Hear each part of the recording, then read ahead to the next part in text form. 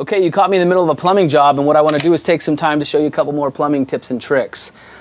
First and foremost, when you have a separate filtration room like this and you plan on stubbing some pipes up through some concrete, the best thing I can tell you is we usually put a 3-inch sleeve through here and the pipes aren't directly coming through the concrete. What this is good for is, depending on where you're from, whether you have some freeze thaw going on, you get the expansion and contraction, and it could put a lot of pressure on the pipes here. We're actually in Southern California, so what happens, we're subject to some earthquakes. So this gives us some flexibility here. If you look here, you can see that I can still move this a little bit. So if we have a little shaker, we're not going to damage these pipes right here.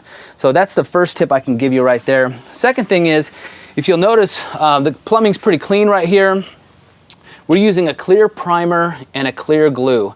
And when you're doing underground work, it's fine to use purple and blue primer and glue.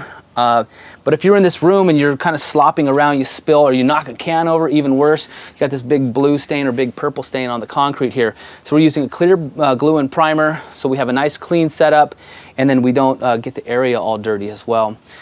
We're going to end up putting a layer of paint on this pipe anyways, because it's going to be subject to the UV from the sun, and that makes this pipe get old and brittle pretty quick. So we're going to paint this when we're all said and done on here. Another tip I want to give you is, when we're doing a lot of work like this in a tight area, we'll bring a chop saw and a little banquet table here. What we have is an area like this. We're able to do cuts very quickly. We're not using a Sawzall and then we had to clean up the edge. We can do cuts very quickly and cleanly, and we can put them into place. So this is a big time saver and makes everything real clean as well. This tip right here is pretty cool. If you'll see inside, this is a clean out tank, and when we're doing our water changes, I'll be able to dump dirty pond water into this area, and then I'll have another pump in here. We'll send it out through this system, and we're going to drive that water out into the landscape.